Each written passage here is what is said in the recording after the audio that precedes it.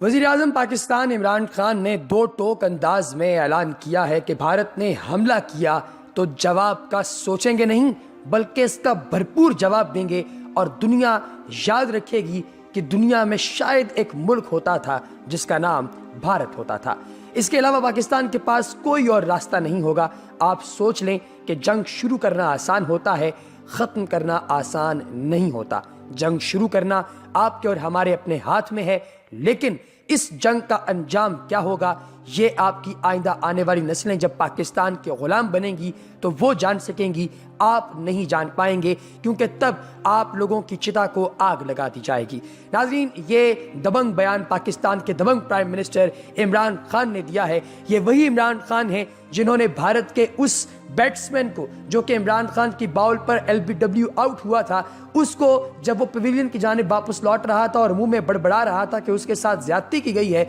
उसको वापस विकेट पर बुलाकर अगली ही गेंद पर दोबारा आउट करके वापस भेजकर दुनिया को बताया कि जब पाकिस्तानी किसी चीज का बदला लेते हैं तो वो इस तरीके से लेते हैं। जब पाकिस्तानियों की सकाफत पर, पाकिस्तानियों की बहादुरी पर, शजाअत पर, दलेरी पर कोई सवालिया निशान उठाता है तो उसका अंजाम इस तरीके से किया जाता है जिसको पूरी दुनिया जब याद करती है तो शायद कांप उठती है। आप लोग शायद इससे पहले भी दुनिया भर में पाकिस्तान से मुताल्लिक मुख्तलिफ बातें सुनते रहे होंगे। आपको मालूम होगा कि पाकिस्तान ने किस तरीके से भारत को जो है वो अमन मुज़ाकरात करने के लिए टेबल पर बुलाया, मगर भारत हमेशा अपनी हठधर्मी पर कायम रहा। भारत ने अभी ताज़ा तरीन इत्तलात के मुताबिक भारत के अंदर मौजूद जितने पाकिस्तानी हैं उन्हें 48 घंटे के अंदर अंदर भारत का हर एक शहर खाली करने का हुक्म दे दिया है और पाकिस्तानी हाई कमिश्नर को भी पाकिस्तान वापस बुला लिया गया है। भारत ने अपने हाई कमिश्नर को पाकिस्तान से वापस बुला लिया है और इस तरीके से जंग का तबल बजा दिया गया है। और इस वक्त पूरी दुनिया की नजरें मरकूज हैं। दुनिया के तमाम बड़े बड़े जरीदे,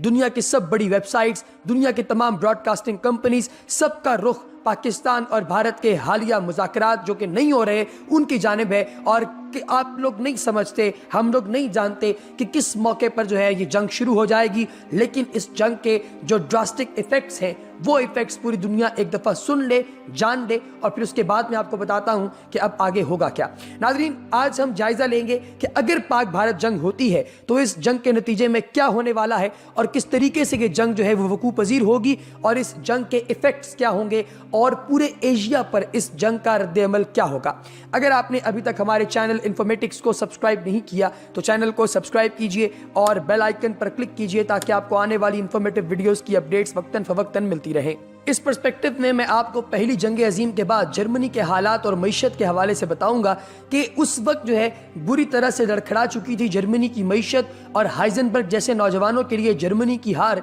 दिल दहला देने वाली थी। हाइजेनबर्ग अपने मुल्क जर्मनी से बहुत प्यार करते थे और वो जर्मनी को मजबूत बनाना चाहते थे। ये बड़े अहम फिजिक्स के साइंसदान थे। उन्होंने सबसे पहले दुनिया के सबसे ताकतवर हथियार एटम बम पर काम करना शुरू किया, लेकिन ये ख्वाब देखने वाले वो अकेले नहीं थे। अमेरिका के फिजिक्स के साइंसदान रॉबर्ट ओपनहाइमर भी दुनिया का सबसे ताकतवर बम यानी एटम बम बनाना चाहते थे। हिटलर ने पोलैंड पर कब्जा कर लिया था, फ्रांस और इंग्लैंड ने जंग का ऐलान कर दिया था और पूरा यूरोप जंग की आग में जल उठा था। हिटलर के कहने पर हाइजेनबर्ग ने एटम बम बनाने का जो है वो मंसूबा वो शुरू कर दिया और एटम बम बना दिया। लेकिन नाज़रीन, एटम बम बनाना तो आसान था, लेकिन एटम बम जब चलता है तो उसके बाद क्या होता है ये मैं आपको बताऊंगा। नाज़रीन, होता यूं है कि जब एटम बम किसी भी जगह पर चलता है तो उसके फौरी बाद वो तमाम का जो पूरे का पूरा इलाका जिस जगह पे एटम बम चला है उसमें ऑक्सीजन बिल्कुल जीरो हो जाती है और इर्द गिर्द के इलाकों से ऑक्सीजन का इनफ्लो जो है वो उस पर्टिकुलर एरिया में बहुत ज़्यादा हो जाता है।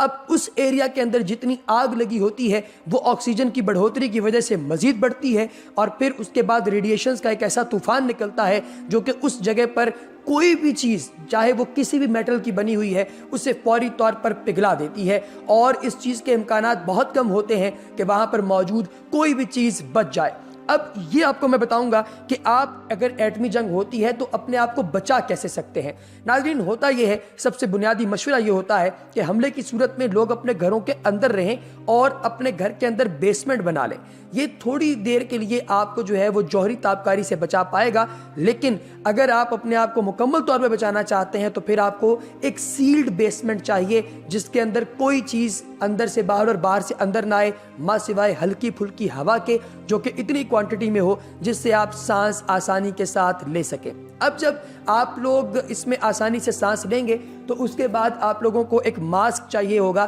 جس کو آپ اپنے چہرے پر پہنیں اور اس سے آپ سانس لے سکیں اور فوری طور پر اس علاقے کو چھوڑ کر وہاں سے نکلیں، کیونکہ اگر آپ اس جگہ پر موجود رہے، آپ وہاں پر موجود رہے تو آپ کی زندگی کو خطرہ ہے، آپ کا جسم جو ہے وہ فوری طور پر کینسر کا شکار ہو کر ختم ہو جائے گا اور آپ کے اندر کچھ بھی نہیں بچے گا۔ ہوتا یہ ہے ناظرین کہ کوئی بھی دو ممالک جن کے پاس ایٹمی طاقت ہوتی ہے یا جو دو ممالک کے پاس ایٹمی ہتھیار ہوتے ہیں وہ آپس میں کبھی لڑائی نہیں کر سکتے اور ان کو عقل مندانہ طور پہ لڑائی کرنی بھی نہیں چاہیے، مگر اگر ایسا ہو جائے تو پھر اس سے صرف دو ممالک افیکٹ نہیں ہوتے بلکہ پورا خطہ سمندری حدود تک افیکٹ ہوتا ہے۔ یعنی اگر پاک بھارت جنگ ہوتی ہے تو اس کا فوری طور پہ افیکٹ جو ہے وہ افغانستان پر بھی ہوگا، ایران پر بھی ہوگا، چین کے کچھ علاقوں میں بھی ہوگا، سنگاپور میں بھی ہوگا، ہانگ کانگ میں بھی ہوگا، سری لنکا کے اندر بھی ہوگا، بنگلہ دیش میں بھی ہوگا، بھوٹان کے اندر بھی ہوگا اور مالدیوز تو ویسے ہی صفحہ ہستی سے مٹنے والا ہے۔ تو یہ ہر جگہ یعنی جتنے یہ ممالک ہیں یہ سارے کے سارے ممالک بھی ڈائریکٹلی انڈائریکٹلی اس چیز کا شکار بنیں گے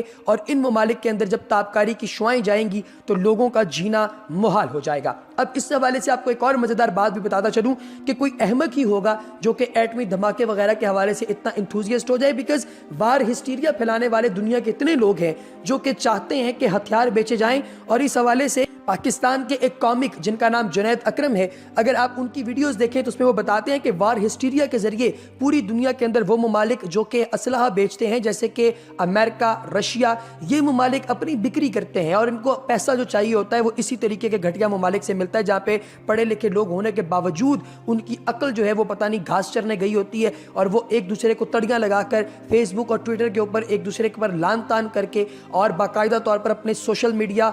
جو ان کا نیشنل میڈیا ہوتا ہے، جو نیشنل ٹیلی ویژن ہوتا ہے، سیٹلائٹ میڈیا ہوتا ہے، اس کے ذریعے ہیٹ سپیچ پھیلاتے ہیں، کیونکہ اسی ہیٹ سپیچ کے ذریعے ان کی جو ٹی آر پیز ہیں وہ اوپر جاتی ہیں اور اس سے وہ حاصل کرتے ہیں پیسہ۔ اب اگر مثال کے طور پر پاکستان کی جانب سے عمران خان صاحب نے جب بالکل شروع کے اندر جو ہے وہ بھارت کو آفر کروائی تھی کہ آپ ہمارے ساتھ مل جائیں، ہم لوگ ایک ٹیبل پہ بیٹھ کے مذاکرات کر لیتے ہیں، بھارت میں جتنے دوست عمران خان کے، پاکستان کی پوری جو پولیٹکس پارٹیز ہیں، پولیٹیشین پارٹیز ہیں، ان پارٹیز کے کسی بندے کی اتنی دوستی وہاں پہ نہیں ہے۔ ہاں نواز شریف کا بزنس ضرور ہے بھارت کے اندر، لیکن نواز شریف کی اتنی دوستی نہیں ہے جتنی عمران خان صاحب کی ہے۔ اب اس طرح کی حرکتیں کر کے بھارت کیا ثابت کرنا چاہتا ہے دنیا کی نظر میں کہ بھارت بہت زیادہ ہارڈ ہے؟ یہ فلم میں نہیں ہے ناظرین، یہ جو آپ لوگ دیکھتے ہیں کہ ویڈیو بنا کے پھینک دیتے ہیں، ممی قسم ہم کہیں سے بھی گھس جائیں گے، ناظرین یہ کہاں سے گھسیں گے؟ ان کی شکل دیکھ کے ترس آتا ہے کہ ان لوگوں کو تو ہم ماریں بھی تو کہاں پہ ماریں، ان کے منہ تو اس قابل نہیں ہے اور جسم ان کے جو ہیں وہ اتنے پتلے ہیں کیونکہ ظاہر ہے بیچارے ساری زندگی تو سبزی کھاتے رہے ہیں اور گائے ماتا کا مودھ پیتے رہے ہیں۔ اگر یہ کھانا کھاتے،